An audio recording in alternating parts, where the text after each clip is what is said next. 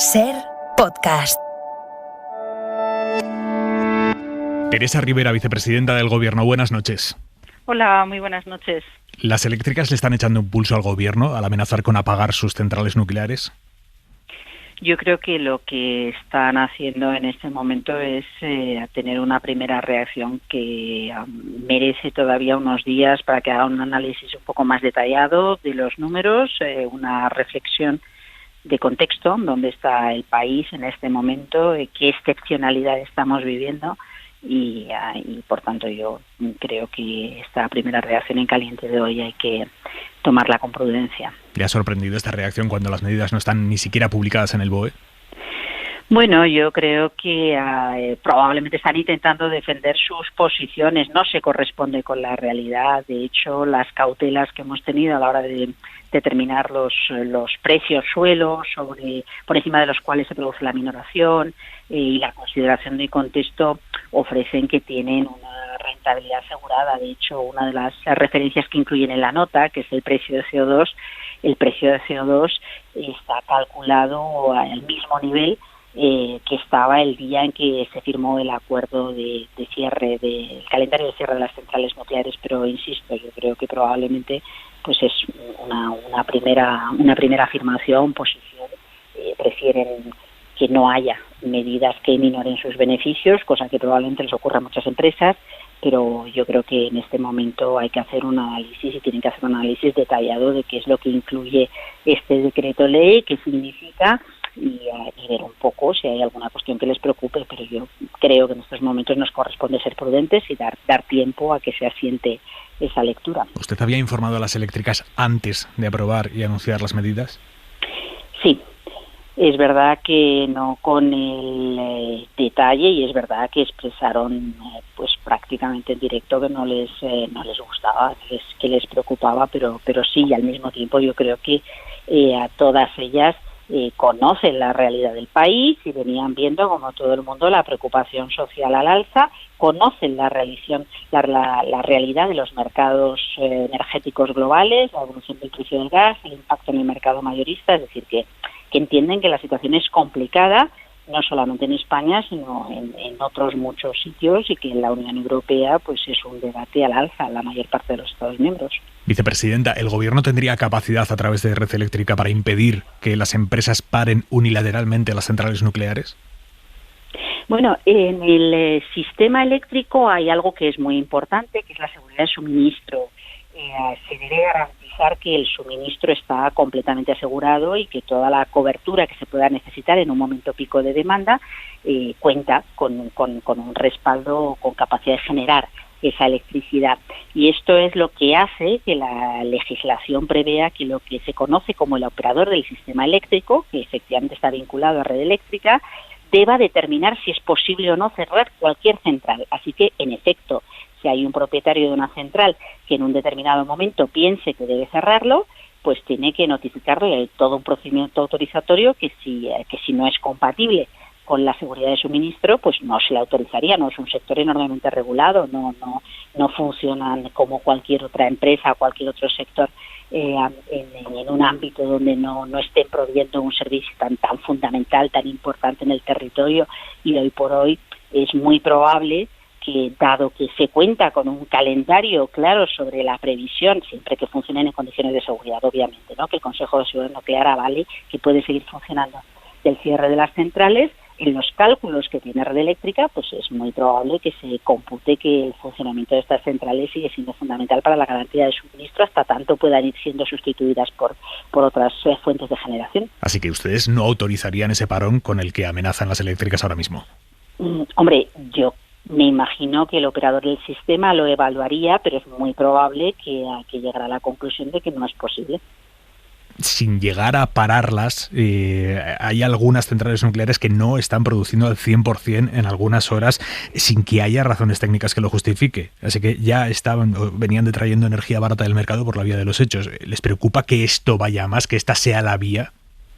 Bueno, esto a mí no me consta. Yo creo que a veces se pueden producir incidentes que hace que se reduzca la producción, y hay otras ocasiones donde se plantean cierres programados para carga de recarga de suministro, para cualquier otra operación de mantenimiento, ¿no? Y esto se lleva con un nivel de detalle, de seguridad enormemente escrupuloso. Yo no creo que se pueda bajar la carga tan rápidamente y al margen, pero bueno, esto, el Consejo de Seguridad Nuclear está pendiente del buen funcionamiento, Red Eléctrica también, y me parece que sería un poco temerario, ¿no?, pensar que estuvieran teniendo ese tipo de comportamientos. En todo caso, como ocurre con cualquier otro episodio de funcionamiento, de buen funcionamiento del sistema eléctrico, del sistema energético, pues hay organismos que velan para que esto sea así, con carácter ordinario, sin que nadie se lo diga. Si hubiera cualquier episodio llamativo, evidentemente nosotros también pedimos que por favor nos informen si han detectado alguna cosa extraña. Me gustaría que escuchara, vicepresidenta, lo que nos ha dicho a las 9:25 Ignacio Araluz, el presidente del Foro Nuclear, que es el organismo en el que se agrupan las empresas dueñas de las centrales nucleares. Bueno, lo que estamos diciendo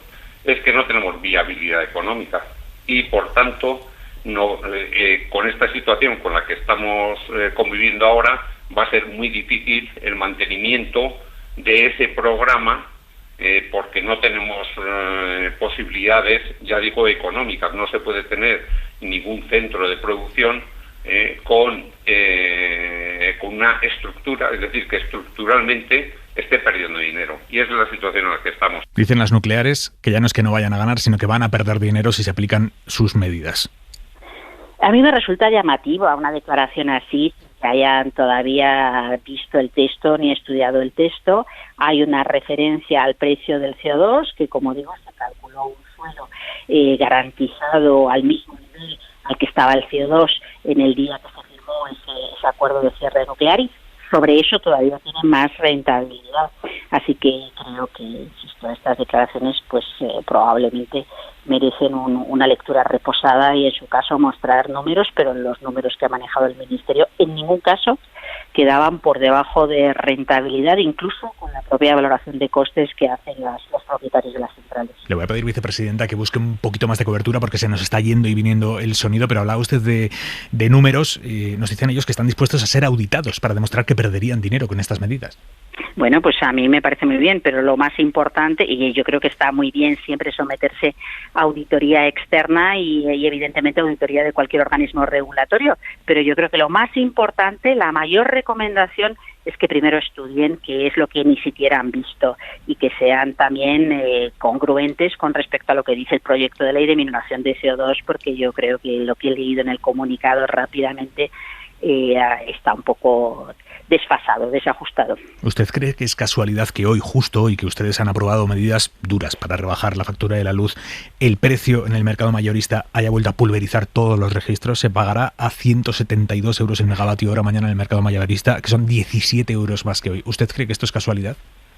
Sí, yo creo que yo creo que nuestra reacción no es casualidad, y creo que el rally alcista que estamos viendo en los precios del gas en los mercados internacionales y su consecuente efecto amplificador en los mercados mayoristas está siendo absolutamente consistente, congruente y generalizado. Mañana España y Portugal estarán a 172, pero Italia a 174, Irlanda a más de 200, el Reino Unido a más de 400, y en el mercado central europeo, que normalmente tiene un nivel mucho más estable y bajo porque pueden aprovechar todas las complementariedades, tenemos a Alemania y Dinamarca a 168 y Francia a 166. No han visto estos precios nunca nadie, o sea que sí, yo creo que no tiene nada que ver, y me parece que no puede ser una conducta sospechosa imputable a nadie. Creo que está relacionado con la evolución del mercado. ¿Cómo se explica, vicepresidente, que mañana, con estos precios máximos, en casi la mitad de las horas del día, el precio más alto lo marque la energía hidráulica, que no tiene altísimos costes de generación como sí tiene el gas natural?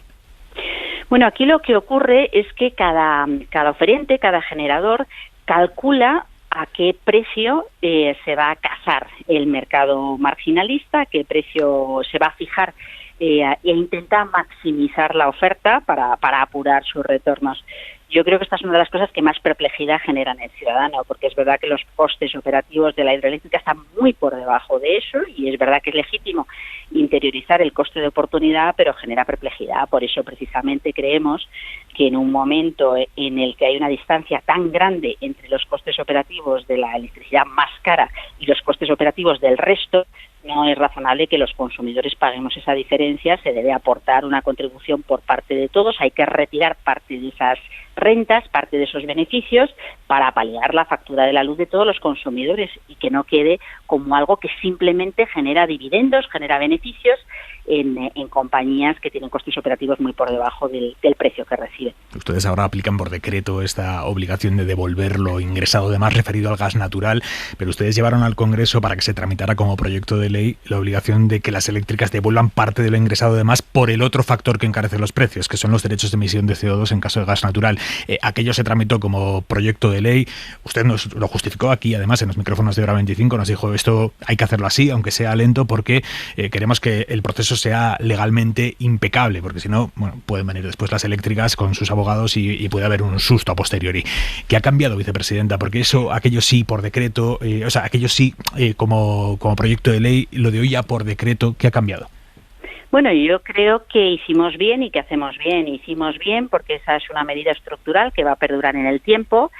Toda la tramitación completa nos permitió entender muy bien toda la lógica, contar con los informes favorables de todos los organismos que participaron, incluidos todos los comentarios de las empresas y de las asociaciones, pero también del Consejo de Estado y del Consejo Nacional de los Mercados, de la Comisión Nacional de los Mercados y la Competencia. Creo que ahora estamos en una situación diferente, donde la reacción es de extraordinaria necesidad, urgente, una medida temporal, provisional, asociada, como digo, a un rally alcista sin precedentes históricos. Nunca hemos visto la evolución de precios que estamos viendo en este momento. Por tanto, necesitamos intervenir inmediatamente. Y el hecho de haber aprendido en todo el procedimiento que seguimos para poder aprobar ese proyecto de ley, todos los inputs, todas las recomendaciones que recibimos, nos ha permitido ofrecer una respuesta mucho más solvente, porque lo que introducimos en el decreto de ley de hoy, aunque es una medida provisional que solamente se aplicará hasta el 31 de marzo, está estructurada casi como reflejo, como espejo de la minoración de CO2 en tramitación en el Parlamento y que será aprobada probablemente en las próximas semanas, en los próximos meses. Vicepresidenta, precisamente en el Parlamento usted compareció hace un par de semanas y el mensaje, no sé si el que usted envió, pero desde luego el que se proyectó fue que el gobierno había hecho lo que podía y que se limitaba o que lo que les quedaba era pedir empatía social a las empresas. Ustedes nos dijeron, hemos hecho lo que podemos, hay algunas cosas más, pero claro, lo de hoy es muy grande respecto a aquellas cosas que se anunciaron en un primer momento. ¿Qué ha cambiado? ¿Por qué ahora sí se puede llegar hasta donde hace 2 semanas nos dijeron que no se podía llegar?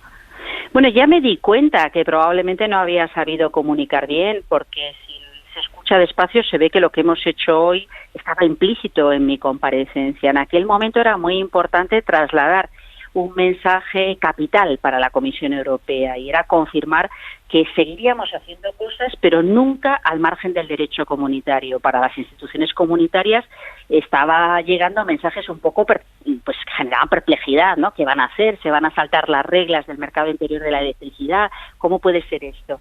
Entonces yo insistí en que no podíamos proponer cosas que fueran frontalmente contrarias al derecho europeo y había que trabajar donde sí podíamos hacerlo, que es creando otros mecanismos que fijaran precio con arreglo al mercado o buscar cómo recuperar rentas inframarginales. Y enumeré una serie de cosas que ya me di cuenta que pasaban desapercibidas y que siento que así fuera, ¿no? Pero estábamos ya trabajando en estas medidas. De hecho, este verano ha sido un verano en el que el equipo de energía ha estado buscando, ha estado pensando el modo en el que poder preparar un paquete de estas características. Habíamos adoptado antes del verano estas medidas de carácter paliativo desde el punto de vista fiscal para frenar este primer impacto, pero nos preocupaba enormemente lo que veíamos en las previsiones de evolución de gas natural, de los mercados de gas natural a futuro, es decir, en los próximos meses, en otoño y en invierno, y no es sencillo el tomar medidas como estas, había que estudiarlas bien, ¿no? O sea que no ha cambiado nada,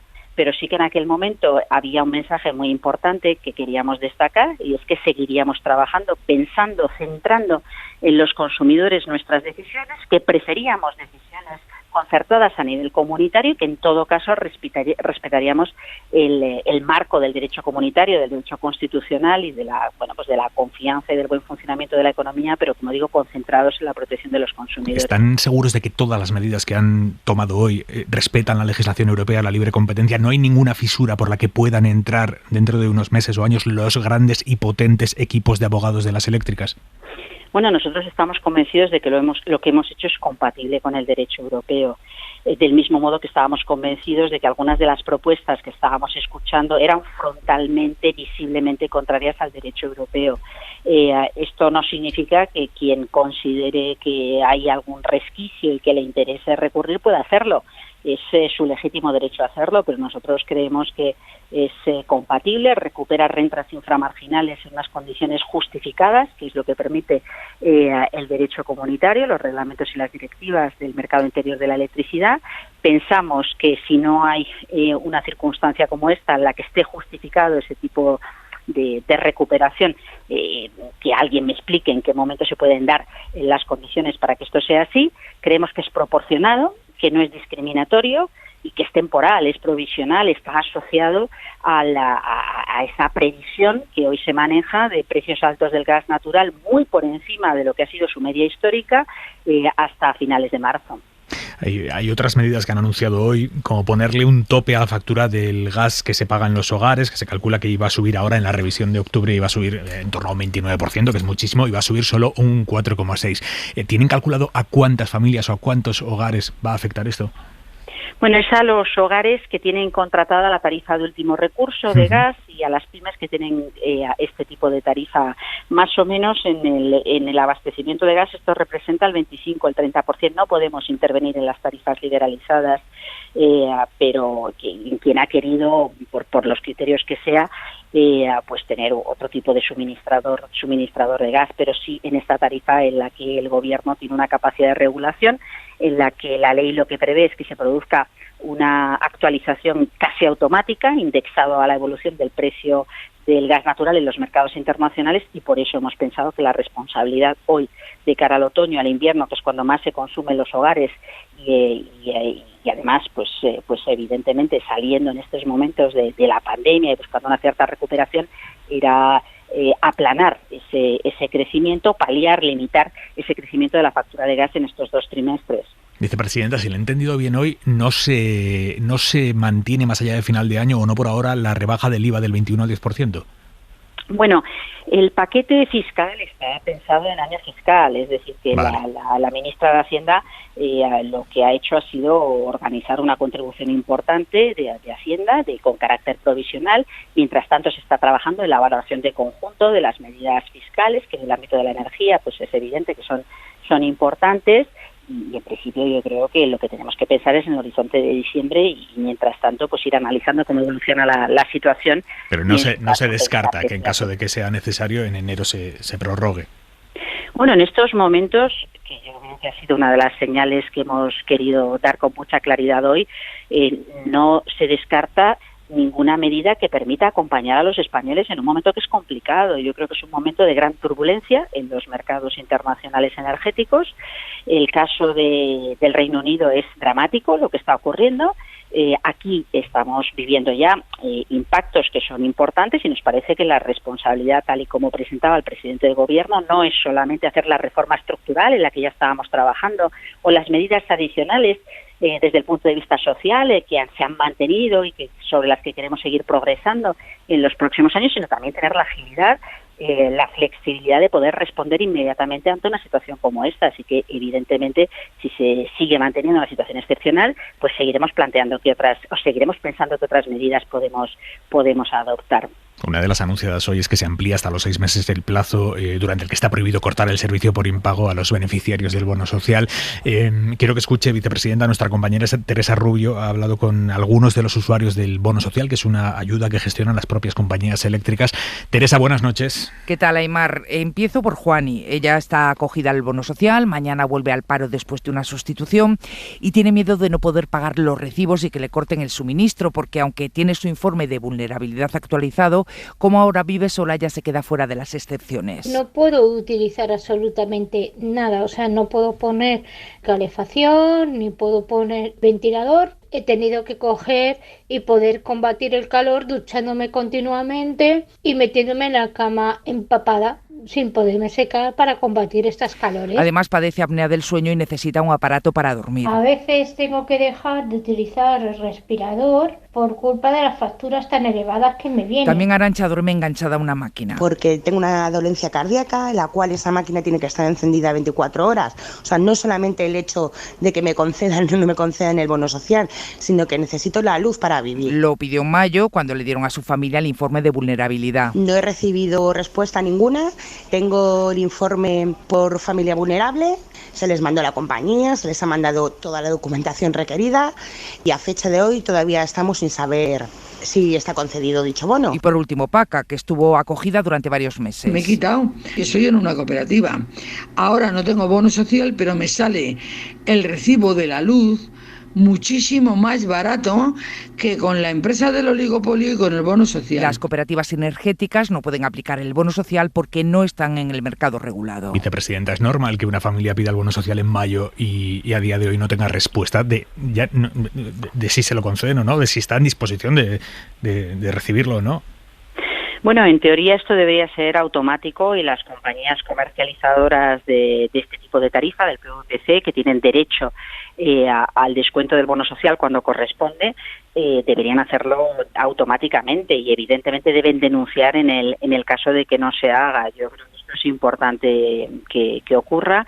Es verdad que en el Ministerio de vez en cuando recibimos este tipo de peticiones o de requerimientos en la CNMC y yo creo que esto hay que gestionarlo rápidamente. En otras ocasiones lo que se produce es algún tipo de problema para saber si uno es beneficiario o no, o para poder completar el formulario que se les pide. Muchas de estas circunstancias tienen que ver con personas en las que el tipo de preocupaciones en una situación de vulnerabilidad tan grande es tan notable que a veces pues uno no dedica recursos o tiene dificultades para interpretar lo que están pidiendo en la web. Por eso el apoyo de los servicios sociales y a veces de las organizaciones del tercer sector a las que reconocemos como entidades que pueden facilitar ese tipo de acceso con las empresas y con la propia administración es muy importante. Yo creo que llegar a acompañar, buscar es clave, pero como digo, la obligación es clara por parte de las compañías, está regulado en la ley, es un derecho de las personas que cumplen los requisitos para ser beneficiario del bono social y yo creo que es bueno reivindicarlo, aplicarlo y si hay algún tipo de fallo, de duda, pues ponerlo en conocimiento de las administraciones para que podamos también velar por la correcta aplicación de la norma. ¿Qué le ha sugerido hoy cuando ha escuchado la reacción del Partido Popular a sus medidas? Por ejemplo, la que obligará a devolver parte de los beneficios extraordinarios indebidos para pagar los costes fijos de la factura. Ellos han dicho que esto es una evolución del pedrismo hacia el pedronismo, haciendo un juego con el peronismo. ¿Qué le ha sugerido esa reacción del PP? Bueno, a mí me llama la atención dos cosas fundamentales. Primero, que este partido es el que incrementó la fiscalidad, nuevos impuestos, generó mayores costes al sistema que nos vienen de vuelta como herencia recibida, y que sin embargo se opuso, votó en contra de la disminución del IVA en junio, de las medidas de acompañamiento social, y ahora lo que propone es esconder, crear una especie de trampantojo llevando los costes fijos del sistema a los presupuestos, es decir, impulsando un incremento de la fiscalidad para poder cubrir algo que debe cubrirse en el sistema eléctrico. Pero la segunda cosa que es llamativa es que aparentan estar mucho más preocupados por los beneficios de las compañías eléctricas que por esta situación para con los consumidores, y entonces ya me parece que es un poco, excesivo, por así decirlo. Terminamos, vicepresidenta. ¿Le ha confirmado el presidente Pedro Sánchez si cuenta con su total apoyo para resistir a esta gran tempestad que se avecina? Bueno, el presidente Pedro Sánchez yo creo que siente esto como un asunto absolutamente sensible, capital, en un momento de recuperación en el que las familias se tienen que sentir acompañadas y no amenazadas o preocupadas por algo tan básico como es el confort en sus hogares. y ha estado muy pendiente de todo lo que hemos venido haciendo, de todas las alertas que íbamos viendo, y yo siento su total compromiso, su total respaldo y su total implicación en la búsqueda de soluciones. Teresa Rivera, vicepresidenta del Gobierno, gracias y buenas noches. Pues muchísimas gracias a vosotros, buenas noches y hasta siempre que queráis. Esther Palomera, adjunta al director del diario.es, muy buenas noches. Esther Palomera, ¿estás por ahí? Bueno, Esther Palomera. Estoy por aquí, Aymar Bretos, muy buenas noches. ¿Cómo estás, Palomera? Ya te da por perdida. Que te apagas el micro, que ya lo sé yo. Nunca había apagado para no interferir en esa conversación tan interesante.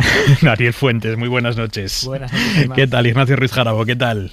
Buenas noches. ¿Qué os sugiere la situación en la que estamos? ¿Qué os sugieren las medidas adoptadas hoy por el Gobierno? ¿Y qué os sugiere la respuesta de las eléctricas con esa amenaza explícita de parar unilateralmente las centrales nucleares? Empiezo por ti, Daniel. Pues mira, Aymar, yo creo que entramos en una fase completamente distinta, ¿no? Yo creo que por 3 razones. Primero, porque el tipo de medidas que se anuncian hoy, que nos veremos la concreción cuando conozcamos el texto en BOE que todavía no se ha publicado, se pueden catalogar, yo creo, clasificar de no convencionales y probablemente a la altura de una situación que es excepcional, ¿no? En segundo lugar, porque yo creo que la dimensión europea es cada vez mayor. Esto no es un problema exclusivamente de España. La ministra vicepresidenta nos lo acaba de recordar ahora, cuál es la situación en otros mercados, en otras economías vecinas a las nuestras. Y a mí esto me lleva a una reflexión, igual es que peco un poco de optimismo, ¿no? Pero en las grandes crisis es cuando se encuentran las grandes soluciones, y a lo mejor las reformas postergadas de un sector que venía reclamando desde hace tiempo, pues resulta que llegan en este momento, ¿no? De manera, vamos a decir, inesperada y sobrevenida, pero en el sentido positivo. Y el tercer aspecto por el que creo que entramos en una fase distinta es que yo creo que ahora ya todos somos conscientes de que esto no es un problema meramente sectorial, no es un problema de producción y distribución y comercialización eléctrica, es un problema ya que tiene dimensiones macroeconómicas en otros sentidos, ¿no? Pues que afectan claramente al poder adquisitivo, que afectan claramente a la competitividad y que afectan sobre todo a cómo una sociedad, cómo una economía decide repartir la carga de un evento sobrevenido. O sea, nadie es responsable directamente del incremento de la subida del precio del gas ni del CO2, y esto tenemos que decidir cómo lo vamos a repartir. Los consumidores están poniendo, obviamente, el mayor de los esfuerzos. El Estado también lo está haciendo a través de la minoración de la fiscalidad asociada a la factura de la luz, y lo que se le pide a los productores es que también arrimen el hombro y contribuyan pues en una minoración de tracción, habla el presidente, de beneficios extraordinarios dentro de un marco que es verdad que se está llevando, vamos a decirlo así, que se está exprimiendo, ¿no? Y ya si quieres, por último, una última reflexión sobre la reacción, yo creo que muy en caliente del sector de producción de energía nuclear.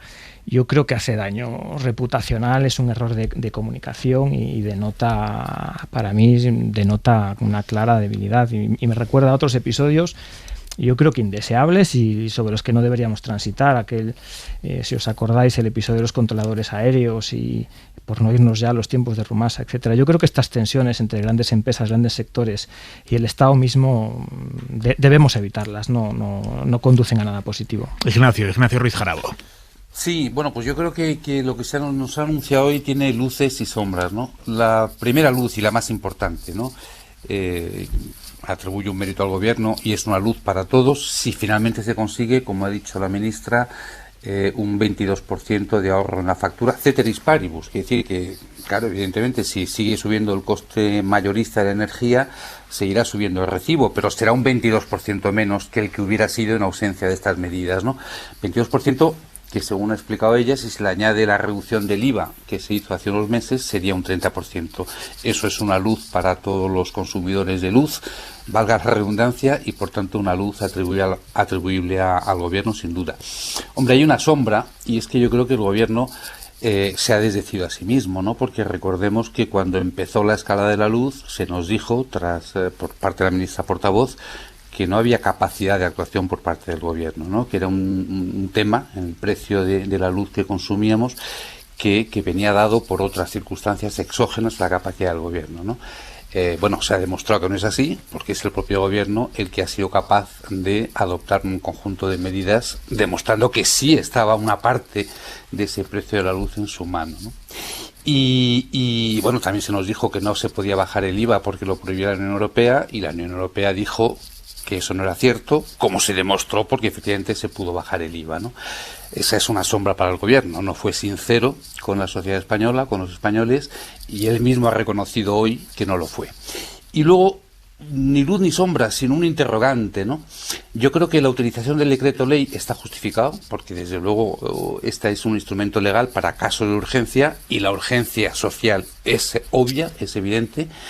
Pero lo que me preocupa es la posible retroactividad de las medidas. No he entendido muy bien si va a ser o no retroactiva la reducción del beneficio de las eléctricas. Es decir, yo creo que toda medida que redujera el beneficio de las eléctricas a partir de ahora podría hacerse sin demasiados problemas, lo que suponga una detracción de beneficios obtenidos hasta ahora, y es que así lo he querido entender en las frases de la ministra, sí podría tener problemas jurídicos. Es decir, una retroactividad, una norma retroactiva de este tipo, yo creo que sí podría tener problemas jurídicos. Ignacio, ¿no? yo creo, a lo mejor me equivoco, habría que reescuchar las declaraciones de la ministra, pero yo creo que estaba haciendo referencia precisamente a una medida adoptada por el Partido Popular que nos ha costado demandas en cortes de arbitraje, reclamaciones por importe de 10.000 millones, exactamente. Creo que se refería a eso. Menos importe, afortunadamente. 1.400 millones. No, las demandas fueron por 10.000. Las demandas sí, pero las pérdidas... Lo que tiene que devolver el Estado son 1.400 millones. Eso es, efectivamente.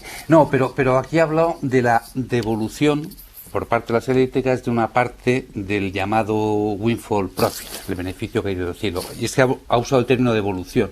Si es devolución es que se refiere a lo anterior, ¿no? Pero bueno, lo dejo como interrogante porque efectivamente hay que ver cuando salga la norma, el decreto ley en el boletín. Es verdad que a mí me despistó la palabra ayer del presidente que utilizó el verbo detraer, ¿no? Y es verdad devolución. Claro, y hoy hemos oído devolución. Exactamente. También. ¿Cuál es la definición jurídica? O sea, ¿de qué estamos hablando concretamente? Efectivamente, yo creo que hay una letra pequeña que hay que verla. A revisar, sí. Palomera.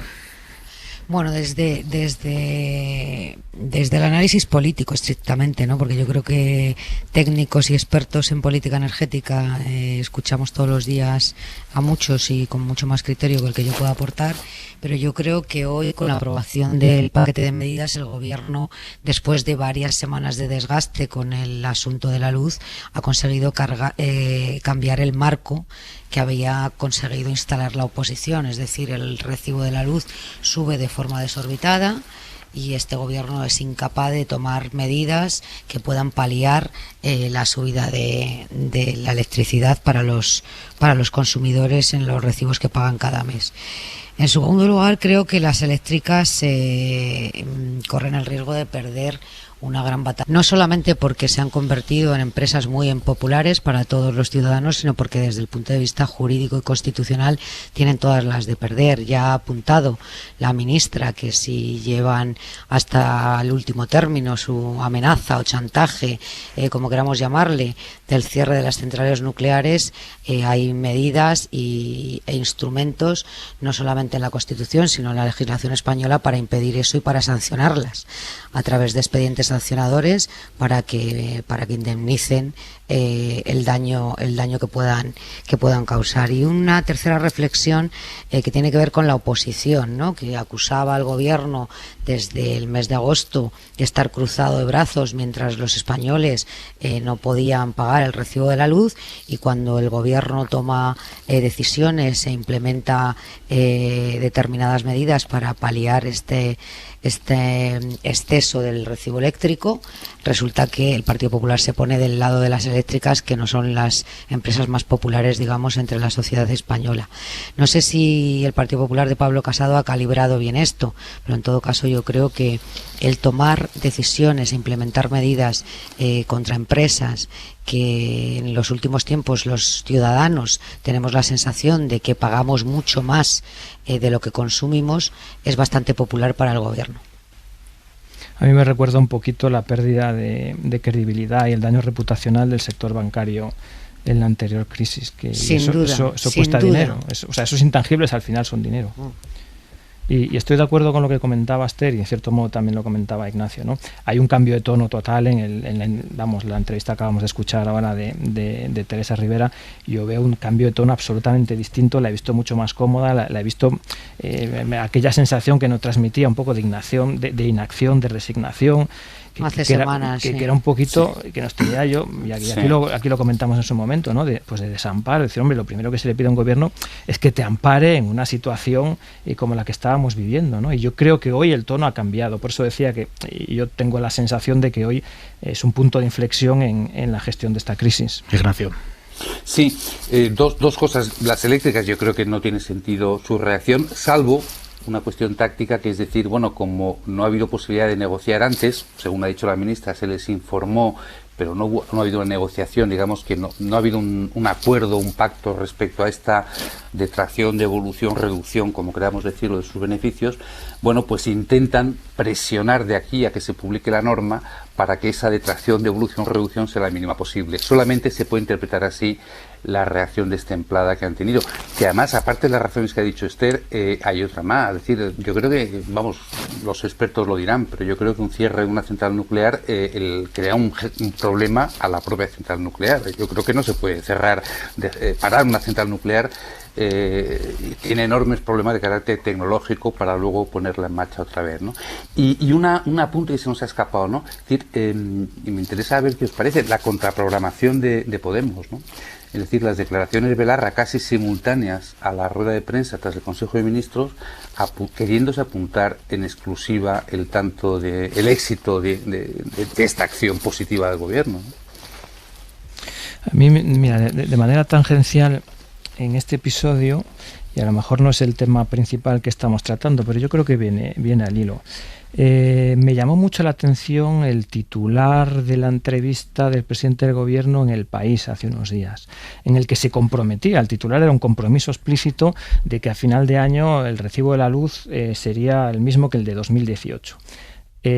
Yo que he vivido un poco esa cocina me pareció un poco temerario y dije, me pareció un titular realmente comprometedor, ¿no? Y me llegué a plantear, oye, ¿cómo se van a satisfacer esas expectativas? Veo que una semana después ha habido un paquete de medidas y que hay números que veremos luego si se pueden cumplir o no. A lo que voy es que estábamos acostumbrados a una política de comunicación de anuncios que a veces se nos diluían por el camino, y yo intuyo aquí un cambio en la política de comunicación de Moncloa. Hora 25. Bueno, eso dame un segundo, porque... Palomera, dame un segundo que seguimos. Hora 25. Tenemos noticia en el Parlamento Europeo, noticia de última hora. La Eurocámara acaba de pedir que se investiguen las presuntas relaciones entre el entorno de Carles Puigdemont y Rusia como un problema de injerencia en la Unión Europea. Griselda Pastor, última hora, buenas noches. Pues esta Muy es. buenas noches. Buenas sí, noches, buenas Gris. Noches, venga, Arnal. adelante. Perdona, estamos de momento ante una propuesta de enmienda en un informe que estudia las relaciones entre la Unión Europea y Rusia, una enmienda que ha presentado un eurodiputado socialista croata que fue ministro de Asuntos Exteriores en el año 2000. Esta enmienda considera que es un problema para la Unión esas presuntas relaciones después de la información que salió a principios de septiembre en el New York Times. En la práctica, lo que la enmienda propone es que las recientes revelaciones, y leo textualmente, sobre contactos estrechos y regulares entre funcionarios rusos, incluidos miembros del Servicio de Seguridad y representantes de un grupo secesionistas catalanes en España, requieren una investigación en profundidad, por entender que esto podría resultar ser un ejemplo, dice, otro ejemplo de injerencia rusa en los Estados miembros. Esta es la enmienda que se vota mañana y que, si se aprueba, implicará que el Parlamento Europeo considera que hay un problema europeo en la cuestión catalana. Se vota mañana y saldrá adelante, Griselda. Los números dan.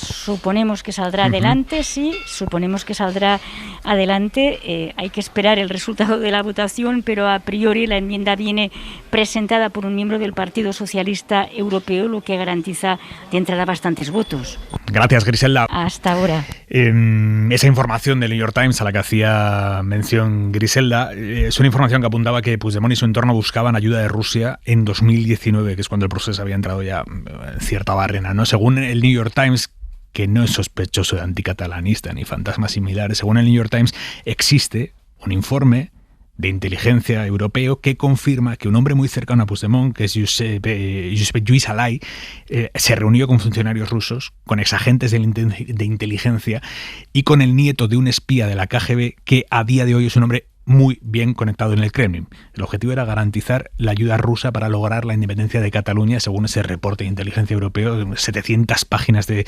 extensión, que muestra el esfuerzo coordinado por Alay y otras personas del círculo de Puigdemont por cultivar lazos con rusos vinculados a la comunidad de inteligencia de ese país.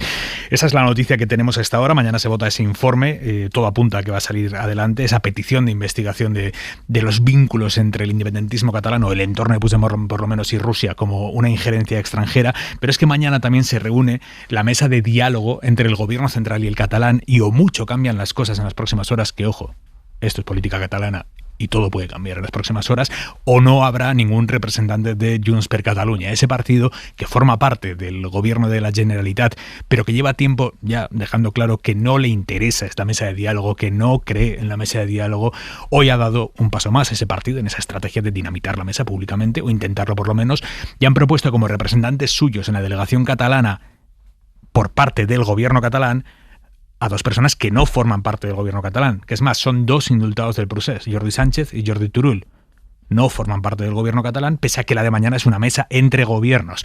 Isabel Villar, vamos a hacer un resumen de este día frenético en la política española y concretamente en la catalana. Día que ha empezado a las 7:30 con la ejecutiva de Junts para decidir los miembros de su delegación. El vicepresidente Puigneró, la portavoz de Junts en el Congreso, Míriam Nogueras, y esos dos indultados del procés, Jordi Sánchez y Jordi Turull. Solo uno, Puigneró, forma parte del gobierno catalán, gobierno que se ha reunido después para confirmar la lista, pero la propuesta de Junts no ha sentado nada bien en Esquerra y Aragonés, visiblemente molesto, ha salido a comparecer para dejar claro que a la mesa de negociación entre gobiernos tienen que ir miembros de esos gobiernos. És una negociació entre Catalunya i el seu govern i Espanya i el seu govern. Ha dicho también que ese era el acuerdo que tenía con los de Puigdemont y además la porta està oberta. Els noms de membres del govern. Que la puerta seguía abierta si Junts le proponía otros nombres del gobierno, pero Jordi Sánchez, secretario general del partido, la ha cerrado esta tarde. No modificarem la delegació proposada. Ellos no van a tocar su lista de nombres y ha acusado a la Moncloa de vetarles. Crec que seria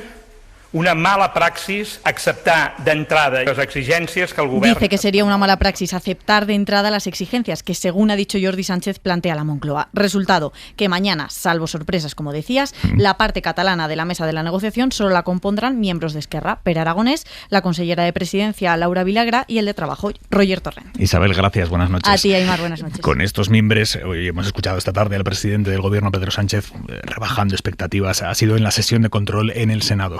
Después de lo que ha ocurrido hoy, creo que tenemos todos claro, todos aquellos que realmente creemos en el diálogo, que el diálogo va a ser largo y que, por tanto, para evitar frustraciones no nos pongamos plazo. Lo que ha ocurrido en estos últimos 10 años no lo vamos a resolver en 2 años, ni en 3, ni en 4. Por lo pronto, vamos a ver qué va a pasar mañana en esa reunión que empezará a las 3 de la tarde. Inma Carretero, buenas noches. Hola, buenas noches. Durante toda la tarde han estado los equipos trabajando en el contenido de la reunión, en los temas que van a tratar, y la impresión que tiene el gobierno es que Pere Aragonés lo está dando todo, es un ministro, utiliza esa expresión, para que el diálogo continúe. Creen en el Ejecutivo que lo importante es que la mesa se reúna, que esta vía siga abierta, y rechazan que la ausencia de Junts deslegitime en cierto modo el trabajo de la mesa. Dicen que es el presidente quien tiene que decidir qué delegación lleva, y además sostienen en la Moncloa que desde que Sánchez y Aragonés pactaron esta convocatoria nunca se ha puesto en duda que esta era una negociación entre los dos gobiernos. Es cierto que en la cita que hubo en la Moncloa en febrero de 2020 hubo asistentes que no eran miembros del Govern, pero lo que vienen a decir en la Moncloa ahora es que se empieza de cero y que además ahora no es Quintorra el presidente como entonces. Así que el guión previsto es que mañana Pere Aragonés reciba a Pedro Sánchez a las 3 de la tarde en el Palau de la Generalitat. Se van a ver a solas y luego van a comparecer ante los medios por separado, y a partir de ahí va a comenzar la negociación de ambas delegaciones. Ellos van a estar al inicio de la reunión, no se van a quedar hasta el final. Y lo que subrayan en el gobierno es ese mensaje que ha trasladado Pedro Sánchez hoy en el Senado, y es que esta es una primera convocatoria de un trabajo que será largo.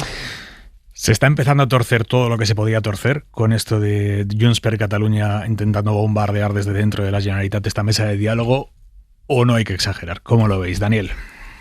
Mira, yo creo que en la vida hay dos tipos de problemas, o podríamos clasificar los problemas en dos tipos: los que tienen solución y los problemas que hay que gestionar. Y yo creo que estamos ante un problema de esto del segundo tipo, de los que hay que gestionar. Dentro de esa gestión, creo que el relato que desde el independentismo catalán se ha tratado de imponer, el de hay un conflicto entre Cataluña y el resto de España, pues creo que los hechos de estas últimas 24 o 48 horas ilustran bien que lo que hay, sobre todo, mayormente, es un conflicto entre catalanes más que entre Cataluña y el resto de España. Es una pelea por la hegemonía política nacionalista, además, vamos a decir que con un eje izquierda-derecha, ¿no? Tendríamos un eje, un clivaje político de independentismo o no independentismo, y otro que se cruza de izquierda a derecha, que ha roto completamente el mapa político convencional en Cataluña, y encajar esas piezas requerirá tiempo, y yo creo que pasa sobre todo por una reflexión propia entre catalanes, entre sus partidos políticos, para, en primer lugar, para saber quién es el interlocutor válido. Obviamente el presidente de la Generalitat, sin duda alguna, pero ¿qué respaldo tiene? ¿El de su partido solo o el del gobierno? Palomera. Bueno, sí, yo creo que Daniel a lo que estaba aludiendo es a la fractura que hay en el seno del independentismo, que no es nueva, pero yo creo que hoy se ha producido algo que a lo que no habíamos asistido en los últimos tiempos, y es al plante del presidente de la Generalitat, después de lo que yo considero un acto de deslealtad absoluta de Junts hacia el presidente de la Generalitat. Yo creo que Junts está instalado en el cuanto peor mejor. Nunca ha creído en la mesa de diálogo. Este no es el único intento de boicotear esa mesa de diálogo. Siempre ha estado por boicotearla y sabotearla, y por lo tanto ha ido cambiando de criterio y exigiendo condiciones para sentarse en esa mesa. Primero intentó rebajar la relevancia de la reunión en el caso de que el presidente del gobierno no asistiese a la primera reunión con el nuevo gobierno. Luego, una vez que el presidente del gobierno anoche despejó que tenía intención de asistir a la reunión, o por lo menos de entrevistarse con el presidente de la Generalitat y asistir a los primeros minutos de la reunión, entonces esta mañana se han descolgado con la presencia de dirigentes de su partido que no están en el gobierno, y yo creo que el acuerdo era una mesa entre gobiernos, no una mesa de partidos. Por lo tanto, demuestran una vez más que para ellos el partido está por delante del interés general de los catalanes y de la Generalitat, y yo tengo la sensación de que no se van a salir de ahí, que van a estar instalados en el cuanto peor mejor. Ignacio. Bueno, yo siempre he dicho, y desde estos micrófonos, que no entendía esta mesa o esta relación bilateral entre el Estado español y la región catalana. Lo digo para poner de manifiesto, no es que quiera yo minimizar ahora a Cataluña, pero por poner de manifiesto que no entiendo una relación bilateral Estado-Comunidad Autónoma.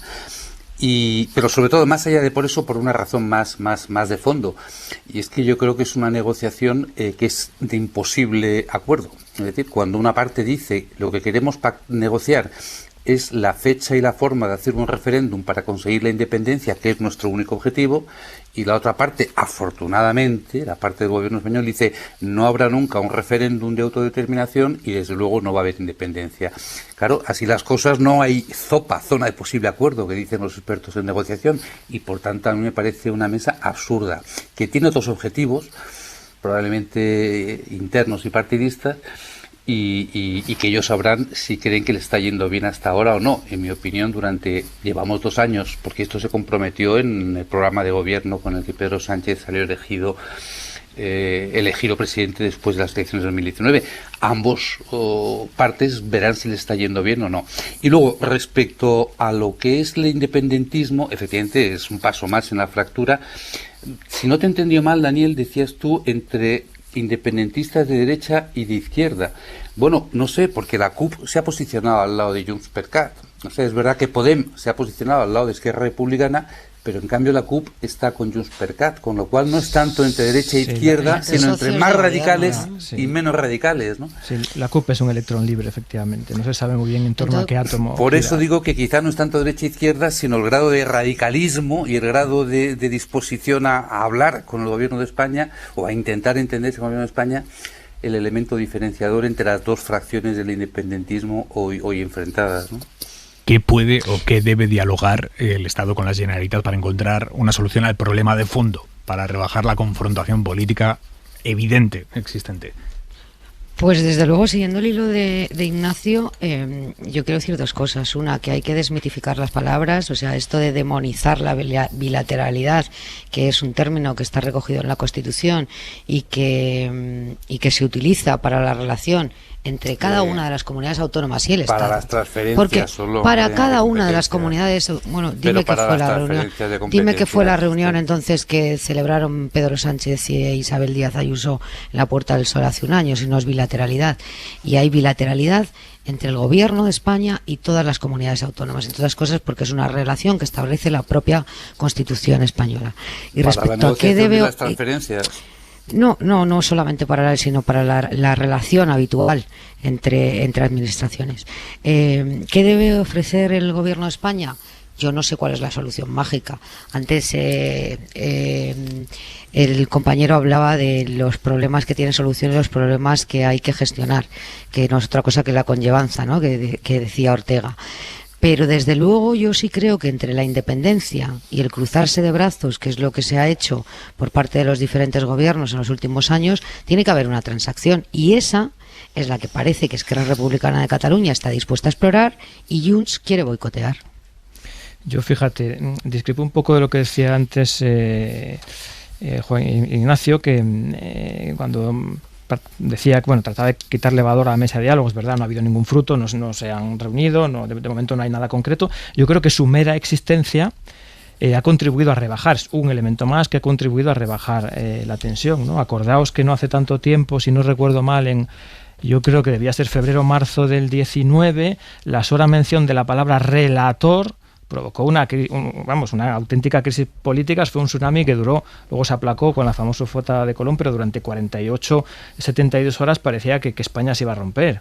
Luego fue la mesa de diálogo. Eso fue antes de la constitución de la mesa de diálogo, pero si ya vamos a demonizar la palabra diálogo en una democracia. Pues exacto, ¿no? Pero si la palabra relator, la palabra mesa de diálogo, la palabra diálogo en sí mismo, la palabra bilateralidad, que no ha habido frutos, es obvio que no los ha habido, es constatable que no los ha habido. Los ha habido, si quieres, de manera indirecta.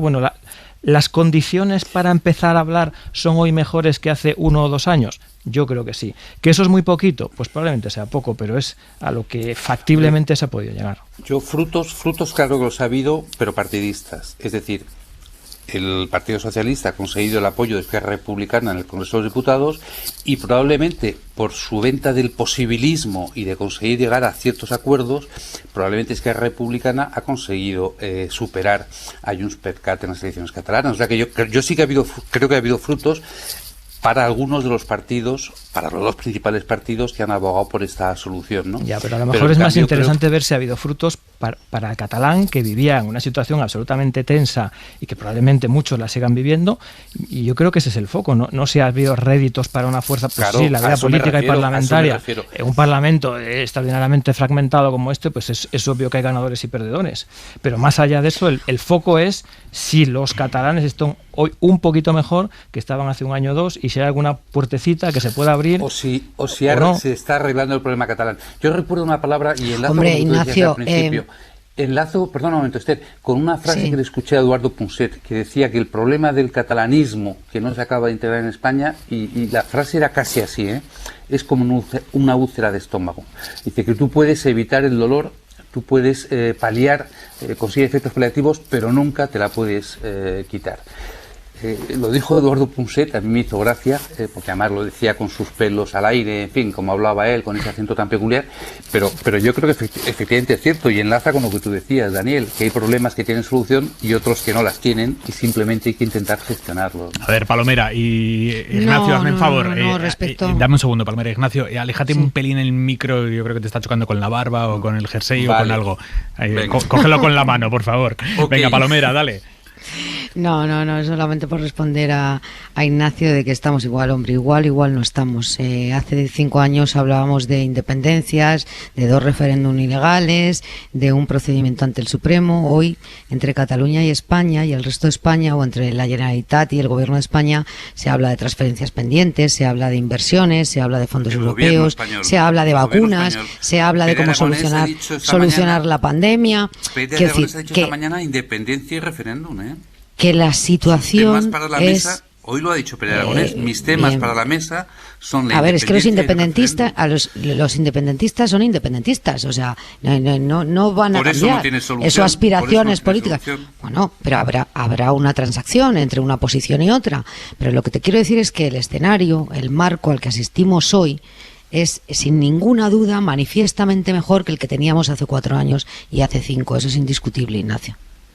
Pero porque la mesa de diálogo o porque los catalanes han perdido, han derrotado y a nadie le gusta seguir siendo derrotado. Porque el marco de debate, se ha desplazado. O porque la justicia ha actuado y han visto las consecuencias de hacer actuaciones ilegales. Entonces acepto que hay menos mejor. Tensión.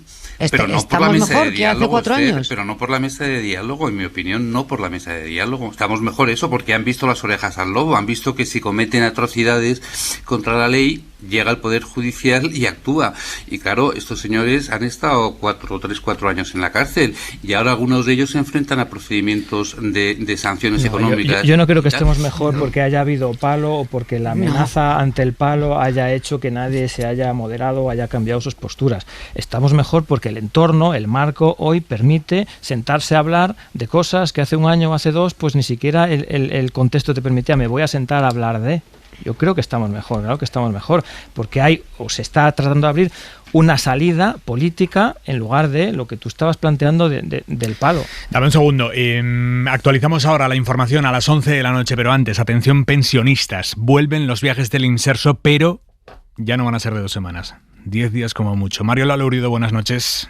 Buenas noches, Aimar. Presupuesto congelado, menos plazas y supresión de las vacaciones de 15 días. Así vuelven los viajes del Inserso, que justifica que se eliminen los de 2 semanas porque la demanda es menor y solo se lo pueden pagar los jubilados con mayores pensiones.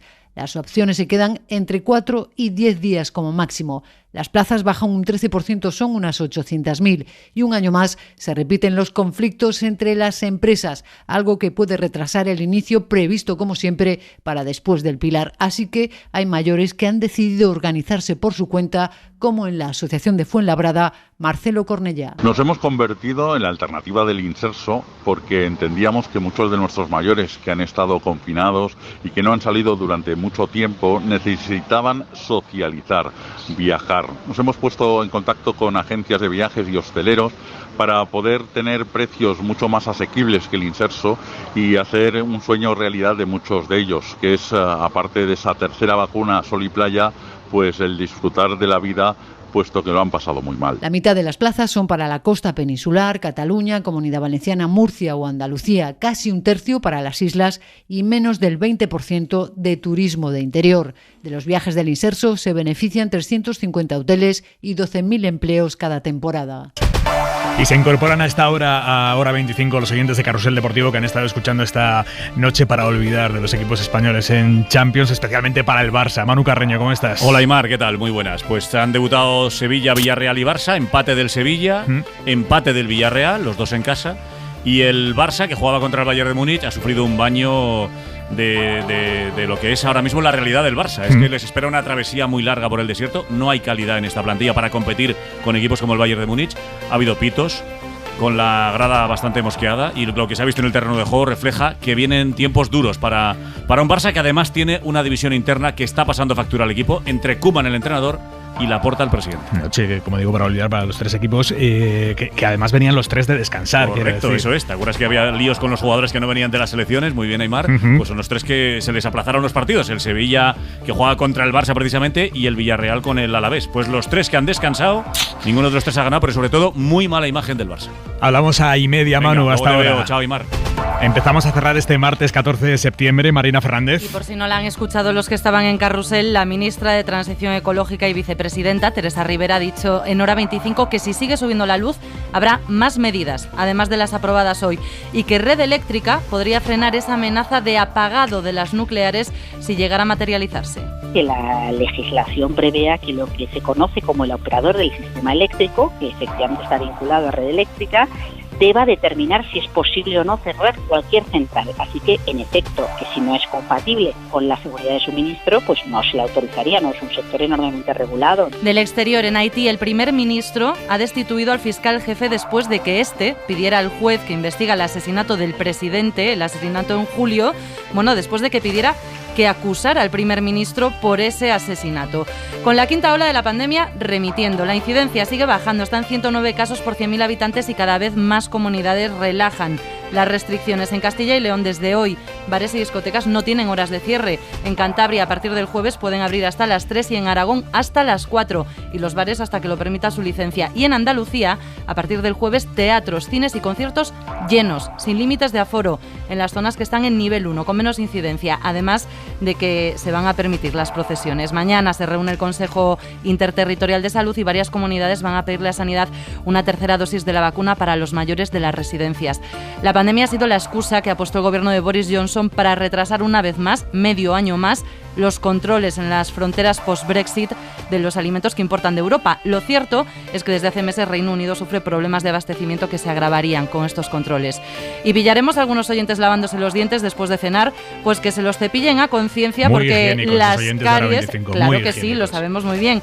Pues que lo hagan a conciencia porque las caries llevan aquí mucho más tiempo que nosotros, así que saben bien lo que hacen. Un equipo de científicos estadounidenses ha encontrado los fósiles más antiguos hasta la fecha con los dientes picados. 54 millones de años tienen los restos de estos primates del tamaño más o menos de un mapache que se pirraban por las frutas. De ahí las caries, no el hecho de que se extinguieran. ¿Qué sé qué? ¿Por las frutas? Se pirraban. Ah, vale. Hasta mañana, Marina. Hasta mañana. Carbó, la que has liado diciendo ayer que las gabardinas ya no están de moda. Intenso debate en la redacción de la cadena SER con esto, ¿eh? A mí me hace ilusión de pequeño, de mayor nunca he tenido una gabardina. ¿Y la ropa para mañana? Un paraguas y ropa impermeable. No voy más allá, que cada uno escoja lo que encuentre más oportuno. Y es que de nuevo los chubascos mañana, sobre todo durante la tarde, van a afectar prácticamente cualquier punto del interior peninsular. Esta noche todavía algunas tormentas en la mitad oeste de la península y mañana, insisto, en prácticamente todo el interior peninsular. El Cantábrico quedarán un día más al margen, Canarias y el Mediterráneo, aquí con una marcadísima sensación de bochorno. Donde más ha llovido hoy hacía mucha falta, sobre todo en la ribera del Guadiana, donde la reserva de los embalses está al 29%, que es poquísimo. Y muy bien que ha ido la lluvia, que ha sido prácticamente la más cuantiosa de toda la península, especialmente entre las provincias de Badajoz y Huelva, cantidades de 60-80 litros por metro cuadrado, caído en muchas horas. Sin duda es un buen aliciente para apagar un poco la sequía que se está viviendo en muchos puntos del país. Hasta mañana, Carbó. Buenas noches. El Partido Popular Español se ha abstenido hoy en el Parlamento Europeo a la hora de votar una resolución para que las parejas del mismo sexo sean reconocidas en toda Europa automáticamente, ellas y sus derechos. Ese texto nace de la discriminación a la que se enfrentan las familias homosexuales en Polonia y Hungría, exige que se reconozca a estas familias independientemente de la legislación de cada país.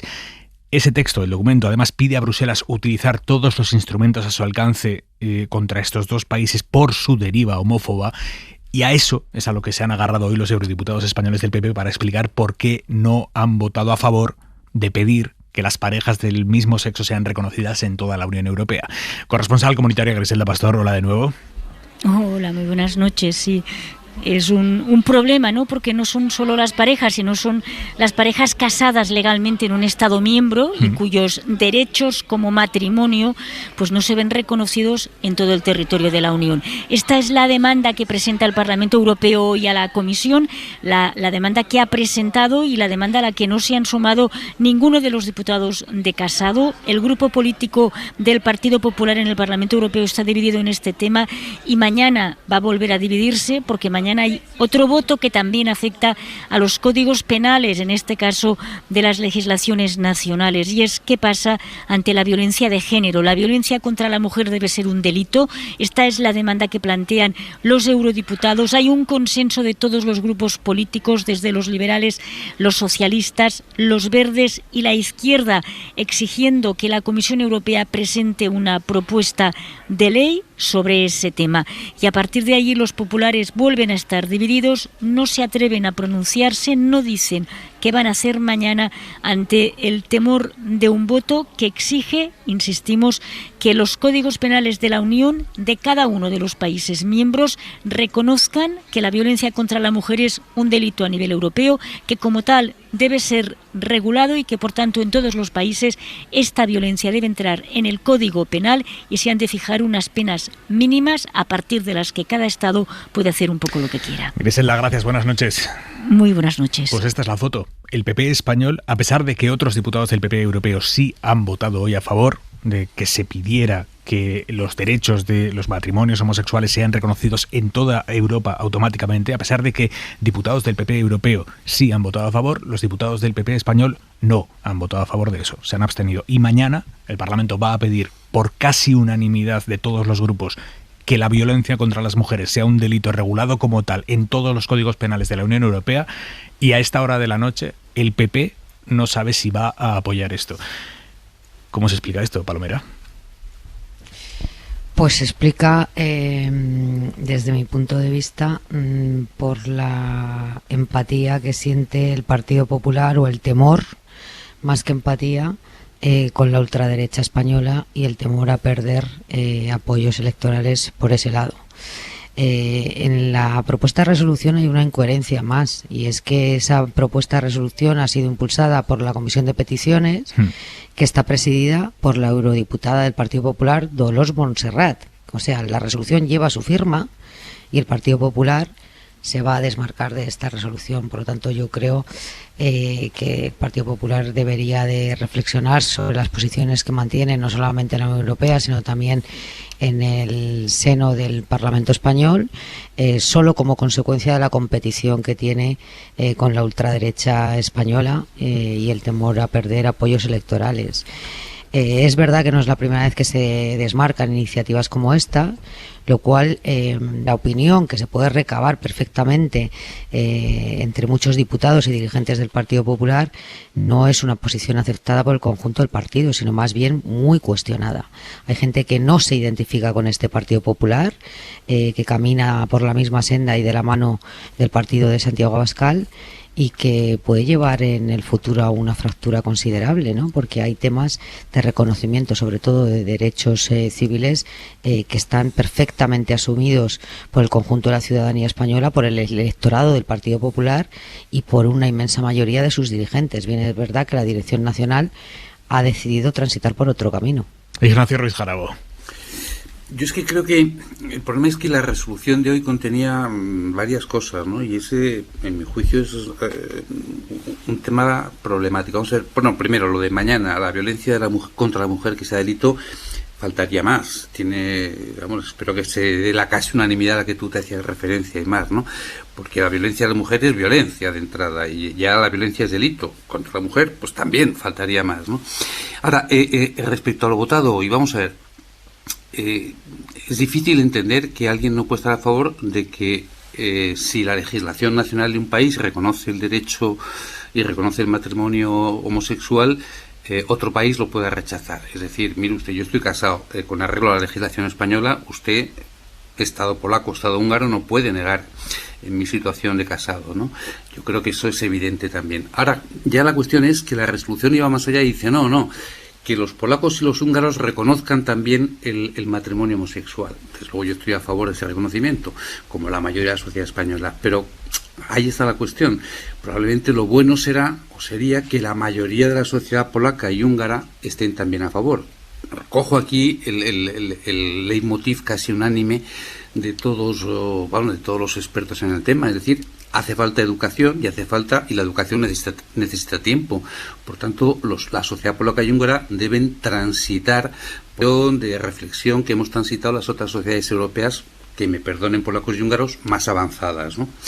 Pero claro, es que todavía iba más allá la resolución, porque instaba a la Comisión Europea a penalizar económicamente, vía presupuesto, a los polacos y húngaros en caso de no hacerle caso. Y esto yo creo que ya es un contrasentido desde el punto de vista de convencer a las sociedades polacas y húngaras, ¿no? Es decir, se les está diciendo hacer algo aunque no estéis convencidos de ello como sociedad, pero si no lo hacéis os pongo una penalidad económica. Yo que creo que esto ya es contraproducente. Esto lo que provoca probablemente es una reacción a la contraria a aquello que me quieres imponer con sanciones económicas. En definitiva, yo creo que la resolución de hoy era torpe en ese sentido, porque manteniendo una cosa que era absolutamente lógica, las dos primeras cuestiones a las que me he referido, añadía otra que probablemente es contraproducente incluso para las sociedades polaca y húngara, de aprobarse, de hacer la Comisión Europea aquello que se le insta. Y por tanto yo creo que, fíjate que no he entrado en el análisis estrictamente político de lo que ha hecho el Partido Popular, que a lo mejor tiene razón que está presionado por Vox, por la competencia de Vox, pero voy más al análisis sociológico. La mejor manera de convencer a los polacos y a los húngaros de que deben dar pasos adelante en el reconocimiento de los derechos de todos, no es desde luego imponérselo, y menos imponérselo con sanciones económicas. Daniel Fuentes. Hombre, para ser torpe ha habido 387 diputados torpes entonces que ha votado a favor de la resolución. O sea, que tanta Hitler torpeza, ganó las elecciones. tanta torpeza, Hitler ganó las elecciones, Daniel. Hitler ganó las elecciones. Bueno, no saquemos el contexto de contexto. Yo creo que el primer requisito para formar parte de la Unión Europea es el compartir unos valores, y dentro de esos valores está el respeto a los demás, ¿no? El tratar de hacer en la medida de lo posible la vida de los demás mejor. Eso es una condición, de nacimiento, ¿no? Prioritaria. Más allá, por supuesto, el respeto a la ley y luego condiciones, todos hemos conocido de acceso a la Unión Europea. Pero la primera de ellas es compartir unos valores y respetarlos. Por lo tanto, yo creo que no se trata de convencer a nadie se trata de defender los derechos de unas personas que no se ven reconocidas y que están siendo agredidas en su día a día y falta de reconocidas jurídicamente. Yo creo que la Unión Europea hace muy bien en defender los derechos de esas personas como los de cualquier otra. Discrepo un poquito, fíjate, con lo que decía Palomera antes, de que si esto respondía a una especie de competición por nichos electorales con Vox. Probablemente hay algo de esto, pero cuando uno ve la tradición histórica del Partido Popular, que siempre llega tarde a conquistas sociales, yo creo que esto no es solo Vox, que es ADN del Partido Popular, que es que siempre llega tarde a este tipo de conquistas. Bueno, yo creo que efectivamente es verdad que el Partido Popular llega tarde siempre al reconocimiento de derechos civiles en este país, pero desde la aprobación del matrimonio homosexual, el Partido Popular, que recurrió esta ley ante el Constitucional y luego pretendió olvidarse de aquel recurso, como todo el mundo sabe, ha transitado un largo camino y es un debate absolutamente aceptado. Claro, pero si están aceptados, entonces defendámoslo también en las leyes y en los tribunales y en los parlamentos, y votemos sin ninguna duda. Por eso te digo que esta estrategia y esta posición de la actual Dirección Nacional del Partido Popular no es en absoluto compartida, sino muy cuestionada por el resto de dirigentes del Partido Popular. Hablando de dirigentes del Partido Popular, exdirigentes en este caso, Esperanza Aguirre, que sigue calentando a su manera la batalla por el PP de Madrid, su pulso con la Dirección Nacional del partido. Ya sabéis que ayer dijo en una entrevista en El Mundo que en Génova hay niñatos y chiquilicuatres intoxicando contra Isabel Díaz Ayuso, la expresidenta, la presidenta madrileña, que aspira a hacerse con la presidencia del PP de Madrid. En Génova están intentando que no se haga con todo el poder, no sea que desestabilice desde ahí el liderazgo de Casado. Dice Aguirre que en Génova hay niñatos y chiquilicuatres intoxicando contra Ayuso.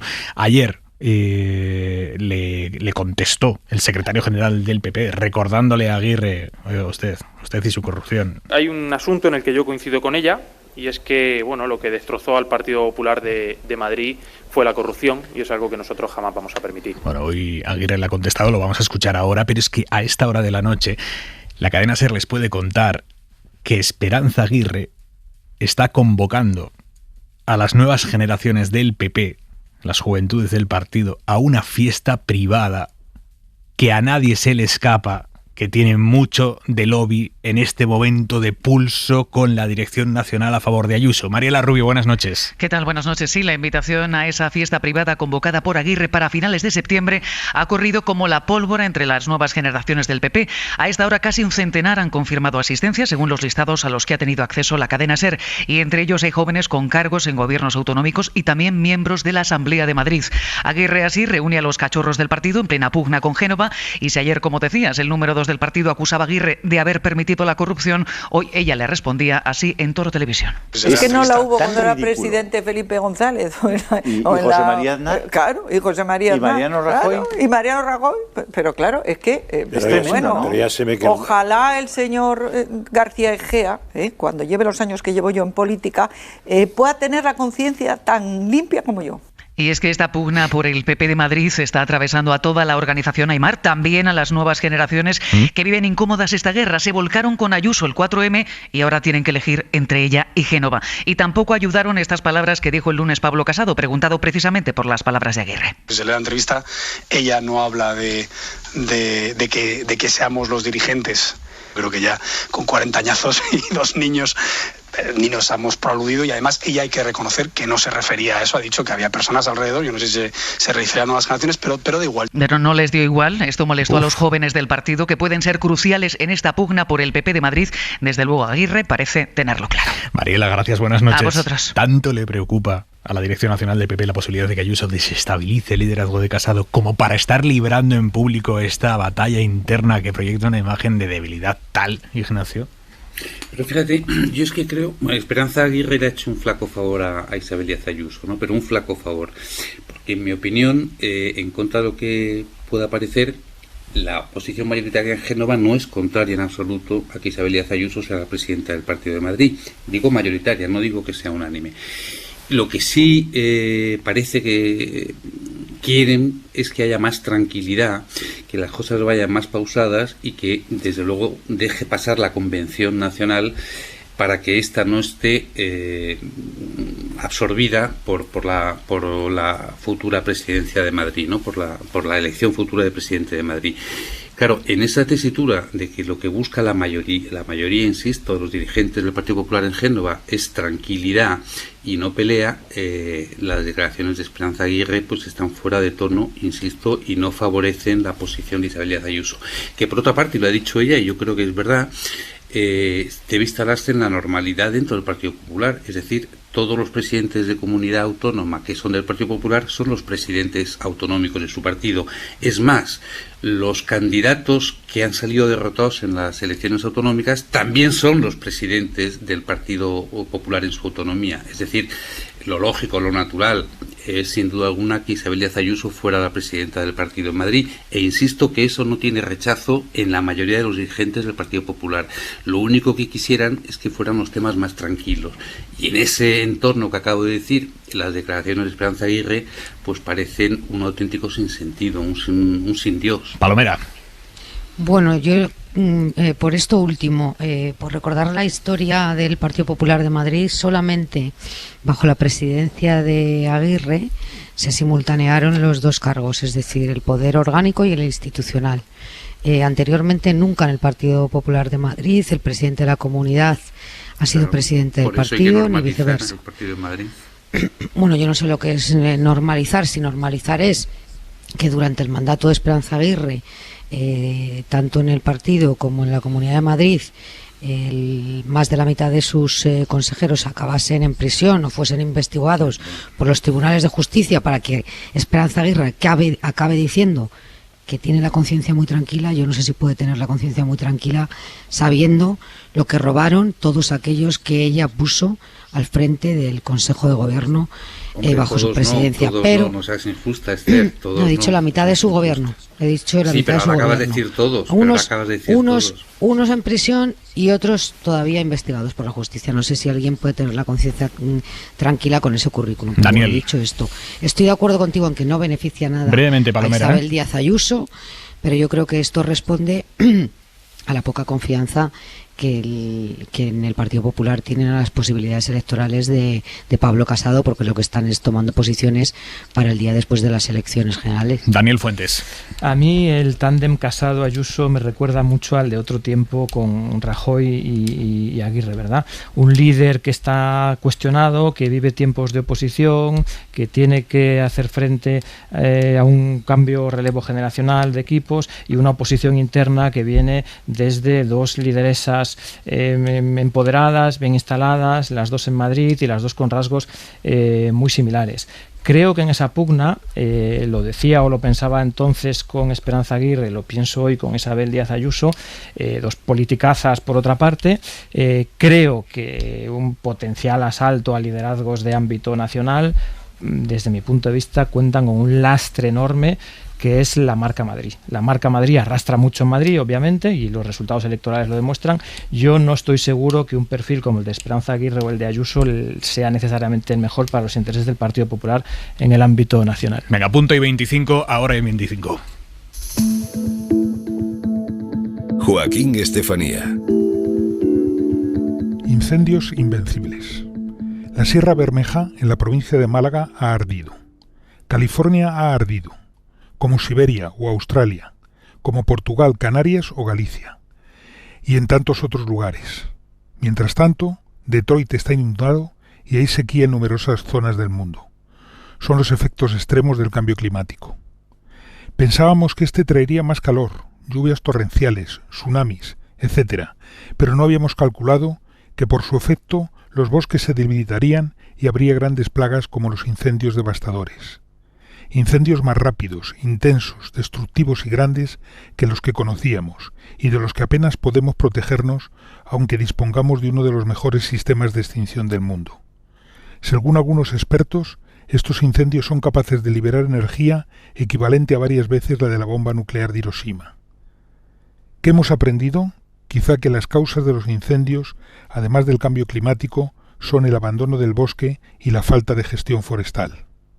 Antes los humanos vivíamos del bosque, ahora nos defendemos de él.